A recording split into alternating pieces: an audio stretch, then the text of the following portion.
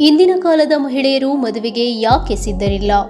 ಯಾವ ಕಾರಣಕ್ಕೆ ಮದುವೆ ಎಂಬ ವಿಚಾರದಿಂದ ಮಹಿಳೆಯರು ದೂರ ಉಳಿಯುತ್ತಿದ್ದಾರೆ? ಈ ವಿಚಾರದ ಬಗ್ಗೆ ಎಕನಾಮಿಕ್ಸ್ ಟೈಮ್ನಲ್ಲಿ ವಿವರವಾದ ಲೇಖನ ಪ್ರಕಟವಾಗಿತ್ತು. ಹಾಗೆಯೇ NFHS 5 ಡೇಟಾ ಪ್ರಕಾರ ಭಾರತೀಯ ಮಹಿಳೆಯರ ಸರಾಸರಿ ಮದುವೆಯ ವಯಸ್ಸು 2005ರಲ್ಲಿ 19.3 ವರ್ಷಗಳಿದ್ದದ್ದು 2021ರಲ್ಲಿ 22.1 ವರ್ಷಗಳಿಗೆ ಏರಿಕೆಯಾಗಿತ್ತು. 2023ರ ಒಂದು ಸಮೀಕ್ಷೆಯ ಪ್ರಕಾರ 25% ಭಾರತೀಯ ಮಹಿಳೆಯರು ಯಾವ ಕಾರಣಕ್ಕೆ ಮದುವೆಯಾಗಲು ಇಚ್ಛಿಸುತ್ತಿಲ್ಲ ಎಂಬುದು ಉತ್ತರವಾಗಿ ಆಸಕ್ತಿದಾಯಕ ವಿಚಾರ ಹೊರಬಿದ್ದಿದೆ. ಈ ವಿಚಾರ ಯಾವುದೆಂದು ನೋಡುವ ಮೊದಲು ಹೀಗೆ ಇಂಟ್ರೆಸ್ಟಿಂಗ್ ವಿಚಾರಗಳ ವಿಡಿಯೋ ನೋಡಲು ನಮ್ಮ ವಿಚಿತ್ರ ಪ್ರಪಂಚ ಚಾನೆಲ್ನ ಸಬ್ಸ್ಕ್ರೈಬ್ ಮಾಡೋದಕ್ಕೆ ಮರಿಬೇಡಿ. ಒಂದು ಕಾಲದಲ್ಲಿ ಮಹಿಳೆಯ ಜೀವನವನ್ನು ಮದುವೆಯೊಂದಿಗೆ ಅಳೆಯಲಾಗುತ್ತಿತ್ತು. ಮದುವೆಯಾಗಿಲ್ಲ ಅಂದರೆ ಸಮಾಜದ ಕಣ್ಣಿನಲ್ಲಿ ಏನೋ ಕೊರತೆ ಇರುವಂತೆ ನೋಡಲಾಗುತ್ತಿತ್ತು. ಹಾಗೆಯೇ 30 ವರ್ಷಗಳ ಹಿಂದೆ ಎಲ್ಲ ನಿರ್ಧಾರಗಳನ್ನು ಪುರುಷರೇ ತೆಗೆದುಕೊಳ್ಳುತ್ತಿದ್ದರು. ಅವರ ಮಾತೆ ಅಂತಿಮವಾಗಿತ್ತು. ಸರಿಯಾಗಿ ಗಂಡನೊಂದಿಗೆ ಬದುಕಲು ಮಹಿಳೆಯರು ಮತ್ತು ಮಹಿಳೆಯರ ಕುಟುಂಬದವರು ಎಷ್ಟೆಲ್ಲ ತ್ಯಾಗ ಮಾಡಬೇಕಾಗಿತ್ತು. ಇತ್ತೀಚೆಗೆ ಉತ್ತರ ಪ್ರದೇಶದಲ್ಲಿ ನಡೆದ ಒಂದು ಘಟನೆ ನೋಡುವುದಾದರೆ, ವರನ ಕುಟುಂಬ ಮದುವೆ ಮಂಟಪದಲ್ಲಿ ಏರ್ ಕಂಡೀಷನರ್ ವ್ಯವಸ್ಥೆ ಮಾಡಿಲ್ಲ ಎಂಬ ಕಾರಣಕ್ಕೆ ಆ ಮಹಿಳೆ ಸಂಪೂರ್ಣ ಮದುವೆಯನ್ನೇ ರದ್ದು ಮಾಡಿದ್ದರು. ಒಂದು ಕ್ಷಣ ಯೋಚಿಸುವುದಾದರೆ, ಏರ್ ಕಂಡೀಷನರ್ಗಾಗಿ ಸಂಪೂರ್ಣ ಮದುವೆಯನ್ನೇ ರದ್ದು ಮಾಡೋದಾ? ಇಷ್ಟು ಚಿಕ್ಕ ವಿಷಯಕ್ಕೆ ಮದುವೆ ರದ್ದ ಎಂಬ ವಿಚಾರ ಸುದ್ದಿ ಶೀರ್ಷಿಕೆಗಳಲ್ಲಿ ಅದೇ ಚರ್ಚೆಯಾಗಿತ್ತು. ಒಂದು ಸಮೀಕ್ಷೆಯ ಪ್ರಕಾರ 25ರಿಂದ 44 ವರ್ಷದೊಳಗಿನ ಕೆಲಸ ಮಾಡುವ ಮಹಿಳೆಯರಲ್ಲಿ 45% ಮಹಿಳೆಯರು 2030ರ ವೇಳೆಗೆ ಮದುವೆಯಾಗದೆ ಮಕ್ಕಳಿಲ್ಲದೆ ಬದುಕುವ ಸಾಧ್ಯತೆ ಇದೆ. ಯಾವ ಕಾರಣಕ್ಕೆ ಹೀಗೆಲ್ಲ ನಡೆಯುತ್ತಿದೆ ಮತ್ತು ಈ ಪ್ರಾಬ್ಲಮ್ನ ಹೇಗೆ ಸಾಲ್ವ್ ಮಾಡಿಕೊಳ್ಳಬಹುದು ಎಂಬ ಪ್ರಶ್ನೆ ನಿಮ್ಮಲ್ಲೂ ಮೂಡಬಹುದು. ಈಗಿನ ಕಾಲದ ಹುಡುಗಿಯರು ಸಹ ಬಾಲ್ಯದಲ್ಲಿ ಮದುವೆಯ ಕನಸನ್ನು ಕಂಡವರೇ. ಆದರೆ ಪ್ರಶ್ನೆ ಏನು? ಸಮಾಜದಲ್ಲಿ ಏನು ಬದಲಾಗಿದೆ? ಮದುವೆಯ ಕನಸಿನಿಂದ ಮದುವೆ ಬೇಡ ಅನ್ನೋ ಹಂತಕ್ಕೆ ಮಹಿಳೆಯರು ಹೇಗೆ ಬಂದರು ಎಂದು ಈ ವಿಡಿಯೋದಲ್ಲಿ ನೋಡೋಣ. ಲಾಸ್ಟ್ನ 2 ಕಾರಣಗಳು ನೀವು ಕೇಳಲೇಬೇಕು. ಮೊದಲನೇ ಕಾರಣ ವೃತ್ತಿ.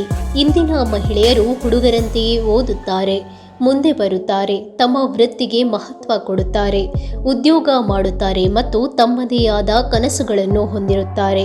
ಅವರು ಹಣಕಾಸಿನ ಜ್ಞಾನ ಹೊಂದಬೇಕು, ತಮ್ಮ ಕನಸುಗಳನ್ನು ಈಡೇರಿಸಬೇಕು ಎಂದು ಬಯಸುತ್ತಾರೆ. ಆದರೆ ಅನೇಕ ಸಂಬಂಧಗಳಲ್ಲಿ ಮದುವೆ ಅವರ ವೃತ್ತಿಗೆ ಅಡ್ಡಿಯಾಗುತ್ತದೆ. ಪಾರಂಪರಿಕವಾಗಿ ನೋಡುವುದಾದರೆ, ಮದುವೆಯಾದ ನಂತರ ಹೆಣ್ಣು ಗಂಡನ ಮನೆಗೆ ಹೋಗಬೇಕು ಎಂಬ ನಿರೀಕ್ಷೆ ಇರುತ್ತದೆ. ಉದಾಹರಣೆಗೆ, ಮಹಿಳೆ ಮುಂಬೈಯಲ್ಲಿ ಕೆಲಸ ಮಾಡುತ್ತಿದ್ದರೆ ಮತ್ತು ಗಂಡ ಬೆಂಗಳೂರಿನಲ್ಲಿ ಕೆಲಸ ಮಾಡುತ್ತಿದ್ದರೆ, ಮಹಿಳೆ ಬೆಂಗಳೂರು ಬಂದು ತನ್ನ ಕೆಲಸ ಬದಲಿಸಬೇಕು. ಗಂಡನ ಕೆಲಸದ ಸ್ಥಳ ದೂರದ ಪ್ರದೇಶವಾಗಿದ್ದರೆ ಅಲ್ಲಿ ಮಹಿಳೆಗೆ ಕೆಲಸ ಹುಡುಕಬೇಕು ಅಥವಾ ಸಿಗದೇ ಇರುವ ಕಷ್ಟ ಇರುತ್ತದೆ. ಇದನ್ನು ಇಂದಿನ ಮಹಿಳೆಯರು ಒಪ್ಪಿಕೊಳ್ಳಲು ಇಚ್ಛಿಸುವುದಿಲ್ಲ. ಮತ್ತೊಂದು ವಿಚಾರ ನೋಡುವುದಾದರೆ, ಹಣಕಾಸಿನ ಸ್ವಾತಂತ್ರ್ಯ. ಇಂದಿನ ಪ್ರತಿಯೊಬ್ಬ ಮಹಿಳೆಯು ತನ್ನ ಕಾಲುಗಳ ಮೇಲೆ ತಾನೇ ನಿಲ್ಲಬೇಕು, ಹಣ ಸಂಪಾದಿಸಬೇಕು, ತನ್ನ ಕುಟುಂಬಕ್ಕೂ ಸಹಾಯ ಮಾಡಬೇಕು ಎಂದು ಕನಸು ಕಾಣುತ್ತಾಳೆ. ಆದರೆ ಮದುವೆಯಾದ ನಂತರ ಅವಳಿಂದ ನಿರೀಕ್ಷಿಸೋದು ಏನು? ಗಂಡ, ಮಕ್ಕಳು, ಅತ್ತೆ, ಮಾವಂದಿರ ಬಗ್ಗೆ ಯೋಚಿಸೋದು, ಗಂಡನ ಮನೆ ಪರಿಸ್ಥಿತಿ ಹೊಂದಿಕೊಳ್ಳುವುದು. ಈ ರೀತಿ ನಿರೀಕ್ಷೆಗಳ ಕಾರಣದಿಂದಲೇ ಇಂದಿನ ದಿನಗಳಲ್ಲಿ ಅನೇಕ ಮಹಿಳೆಯರು ಮದುವೆಗೆ ಹಿಂಜರಿಯುತ್ತಿದ್ದಾರೆ.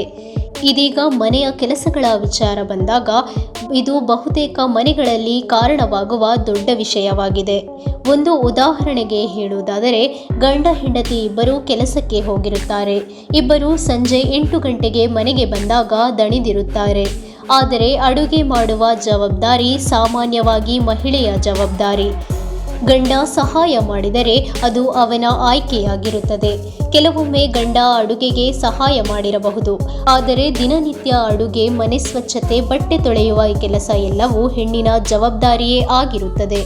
ಇಂದಿನ ಮಹಿಳೆಯರು ಪೂರ್ಣಕಾಲಿಕ ಕೆಲಸ ಮಾಡಿ ಜೊತೆಗೆ ಮನೆಯ ಎಲ್ಲ ಜವಾಬ್ದಾರಿಗಳನ್ನು ಹೊರುವುದಕ್ಕೆ ಸಿದ್ಧರಿಲ್ಲ. ಮಕ್ಕಳ ವಿಚಾರ ಹೇಳುವುದಾದರೆ, ಮಕ್ಕಳಿಂದ ಸಂತೋಷದ ಜೊತೆಗೆ ಹೆಚ್ಚಿನ ಜವಾಬ್ದಾರಿಗಳು ಬರುತ್ತದೆ. ಮಗು ಬಂದ ಮೇಲೆ ಎಲ್ಲ ಗಂಡ ಕೂಡ ದಿನನಿತ್ಯದ ಕೆಲಸಗಳಲ್ಲಿ ಕೈಜೋಡಿಸಬೇಕು ಎಂದು ಮಹಿಳೆ ನಿರೀಕ್ಷಿಸುತ್ತಾಳೆ. ಗಂಡನ ಸಹಾಯವಿಲ್ಲದೆ ಹೆಣ್ಣು ಮಾತ್ರ ಮಗುವನ್ನು ನೋಡಿಕೊಳ್ಳಬೇಕು ಎಂಬುದು ಸರಿಯಲ್ಲ. ಹಾಗೆಯೇ ಹಲವಾರು ಸಂದರ್ಭಗಳಲ್ಲಿ ಮಹಿಳೆಯೇ ತನ್ನ ವೃತ್ತಿ ತ್ಯಜಿಸಿ ಮನೆಯಲ್ಲೇ ಮಕ್ಕಳನ್ನು ನೋಡಿಕೊಳ್ಳುತ್ತಾ ಮನೆ ಕೆಲಸಗಳನ್ನು ಮಾಡಬೇಕಾಗುತ್ತದೆ. ಗಂಡನ ಜೀವನ ಮಾತ್ರ ಹಿಂದಿನಂತೆಯೇ ಮುಂದುವರಿಯುತ್ತದೆ. ಇದರಿಂದ ಜಗಳ, ಕಲಹ, ಕೆಲವೊಮ್ಮೆ ವಿಚ್ಛೇದನಕ್ಕೂ ಕಾರಣವಾಗುತ್ತದೆ. ಇಂದಿನ ದಿನಗಳಲ್ಲಿ ದಂಪತಿಗಳ ನಡುವೆ ಸಮಸ್ಯೆಗಳಿಗೆ ಪೇರೆಂಟಿಂಗ್ ಕೂಡ ದೊಡ್ಡ ಕಾರಣವಾಗಿದೆ. ಇದು ಮಕ್ಕಳ ಮನಸ್ಸಿಗೂ ತುಂಬ ಪರಿಣಾಮ ಬೀರುತ್ತದೆ. ಅಂತೆಯೇ ಇನ್ನೊಂದು ಕಾರಣ ನೋಡುವುದಾದರೆ ಮಹಿಳೆಯರ ಸಬಲತೆ.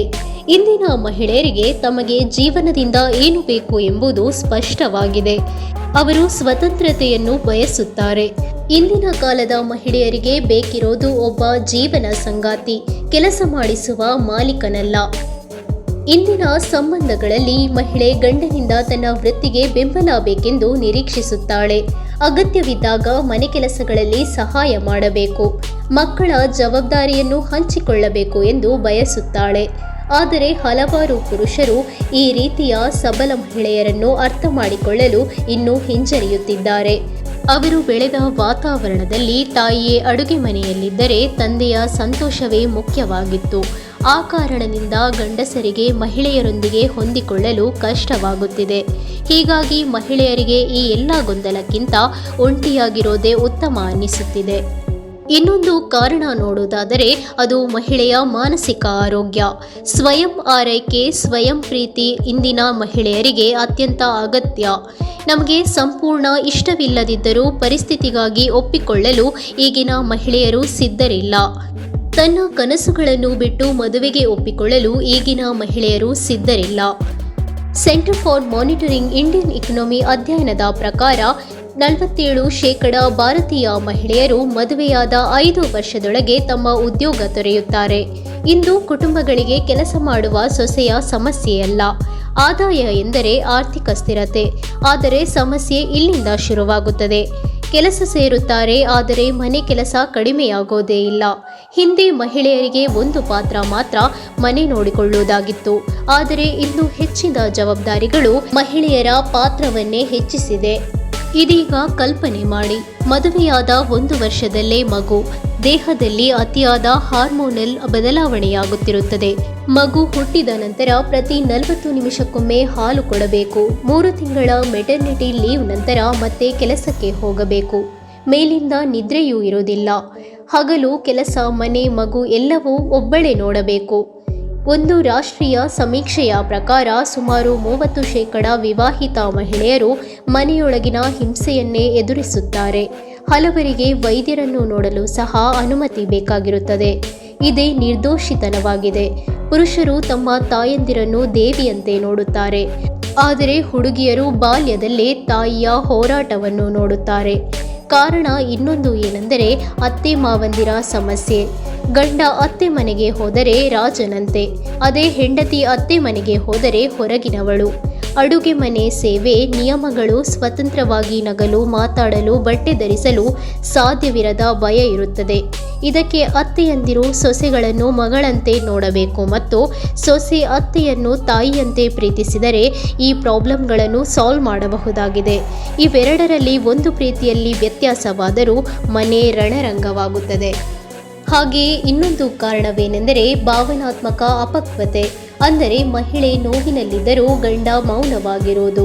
ಅಡ್ಜಸ್ಟ್ ಮಾಡು ಎನ್ನುವ ಮಾತಿನಿಂದ ಅವಳಿಗೆ ಭಾವನಾತ್ಮಕ ಬೆಂಬಲ ದೊರೆಯದು. ಮಹಿಳೆಯೇ ಸಂಬಂಧದ ಭಾವನಾತ್ಮಕ ಹೊರೆಯನ್ನು ಹೊರಬೇಕಾಗುತ್ತದೆ. ಪುರುಷರು ಸರಾಸರಿ 43ರ ನಂತರ ಭಾವನಾತ್ಮಕವಾಗಿ ಪಕ್ವರಾಗುತ್ತಾರೆ. ಅದಕ್ಕಾಗಿ ಮಹಿಳೆಯರು ಈ ಸಂಬಂಧ ಆರೋಗ್ಯಕರವಲ್ಲ ಎಂದು ಬೇಗ ಅರ್ಥ ಮಾಡಿಕೊಳ್ಳುತ್ತಾರೆ. ಹಾಗೆಯೇ ಸಾಮಾಜಿಕ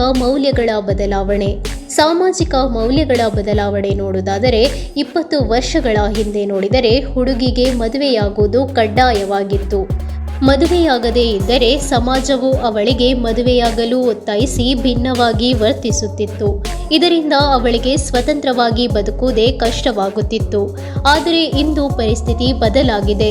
ಇಂದಿನ ದಿನಗಳಲ್ಲಿ 30 ಅಥವಾ 40ರ ವಯಸ್ಸಿನಲ್ಲೂ ಒಂಟಿಯಾಗಿ ಸಂತೋಷವಾಗಿ ಬದುಕುತ್ತಿರುವ ಮಹಿಳೆಯರನ್ನು ನಾವು ನೋಡುತ್ತೇವೆ. ಸಮಾಜವು ನೋಡುವ ರೀತಿಯೂ ಕೂಡ ಬದಲಾಗಿದೆ. ಮತ್ತೊಂದು ಕಾರಣವೇನೆಂದರೆ ತಮ್ಮ ತಾಯಂದಿರ ಜೀವನ. ನಿಮ್ಮ ಅಮ್ಮನಿಗೆ ಇಷ್ಟವಾದ ಆಹಾರ ಯಾವುದು? ಬಹುತೇಕ ಜನರಿಗೆ ಗೊತ್ತೇ ಇರುವುದಿಲ್ಲ, ಏಕೆಂದರೆ ಅಮ್ಮನ ಜೀವನವೇ ಇತರರಿಗಾಗಿ. ಅಮ್ಮ ಎಲ್ಲರ ನಂತರ ಕೊನೆಗೆ ಊಟ ಮಾಡುವವರು, ಅಸ್ವಸ್ಥರಾದರೂ ಸಹ ಅಡುಗೆ ಮಾಡುವವರು. ಅಮ್ಮನಿಗೆ ಜೀವನದಲ್ಲಿ ಆಯ್ಕೆ ಕೊಟ್ಟಿರಲಿಲ್ಲ ಈ ಸಮಾಜ. ಇತ್ತೀಚಿನ ಇನ್ನೊಂದು ಡೇಟಾದ ಪ್ರಕಾರ ಕೆಲಸ ಮಾಡುವ ಮಹಿಳೆಯರು ದಿನಕ್ಕೆ 5 ಗಂಟೆ ಮನೆ ಕೆಲಸ ಮಾಡಿದರೆ ಪುರುಷರು ಕೇವಲ 1.5 ಗಂಟೆ ಮನೆ ಕೆಲಸವನ್ನು ಮಾಡುತ್ತಾರೆ. ಮನೆ ಮಗಳು ಇದೆಲ್ಲ ಹೋರಾಟವನ್ನು ಪ್ರತಿದಿನ ನೋಡುತ್ತಾ ಬೆಳೆದಿರುತ್ತಾಳೆ. ಹೀಗಾಗಿ ನಾವು ಮಹಿಳೆಯರು ಯಾಕೆ ಮದುವೆಯಾಗುವುದಿಲ್ಲ ಎಂದು ಕೇಳುವ ಬದಲು ಮಹಿಳೆಗೆ ಮದುವೆಯಾಗಲು ಯಾವ ತರಹದ ಸಮಾನತೆ, ಗೌರವ, ಬೆಂಬಲ ಬೇಕಾಗಿದೆ ಎಂಬುದು ಅರ್ಥೈಸಿಕೊಳ್ಳಬೇಕಾಗಿದೆ. ಈಗಿನ ಮಹಿಳೆಯರು ಮದುವೆಯನ್ನು ನಿರಾಕರಿಸುತ್ತಿಲ್ಲ. ಈಗಿನ ಮಹಿಳೆಯರು ಕೇವಲ ಸಂಗಾತಿಯನ್ನು ಹುಡುಕುತ್ತಿಲ್ಲ, ಜೀವನದಲ್ಲಿ ಜೊತೆಯಾಗುವ ಒಬ್ಬ ಸಮಾನ ಮನಸ್ಸಿನ ವ್ಯಕ್ತಿಯನ್ನು ಹುಡುಕುತ್ತಿದ್ದಾರೆ. ವ್ಯಕ್ತಿ, ಮನೆ, ಮಕ್ಕಳು ಎಲ್ಲ ಜವಾಬ್ದಾರಿಗಳ ಹಂಚಿಕೊಂಡಾಗ ಮಾತ್ರ ಸಂಬಂಧ ಅರ್ಥಪೂರ್ಣವಾಗಿರುತ್ತದೆ. ಹಾಗಾಗಿ ಸರಿಯಾದ ವ್ಯಕ್ತಿ ಸಿಕ್ಕರೆ ಮಾತ್ರ ಮದುವೆ, ಇಲ್ಲದಿದ್ದಲ್ಲಿ ಒಂಟಿಯಾಗಿ ಬದುಕುವ ಆಯ್ಕೆ ಸರಿ ಎಂಬ ನಿರ್ಧಾರದಲ್ಲಿ ಹಲವು ಮಹಿಳೆಯರಿದ್ದಾರೆ. ವಿಡಿಯೋ ಇಷ್ಟವಾದರೆ ಲೈಕ್ ಮಾಡಿ. ಒಂಟಿಯಾಗಿಯೇ ಜೀವನ ಕಳೆಯುತ್ತೇನೆ ಎಂಬ ನಿರ್ಧಾರದಲ್ಲಿರುವ ನಿಮ್ಮ ಫ್ರೆಂಡ್ಗೆ ಈ ವಿಡಿಯೋನ ಶೇರ್ ಮಾಡಿ.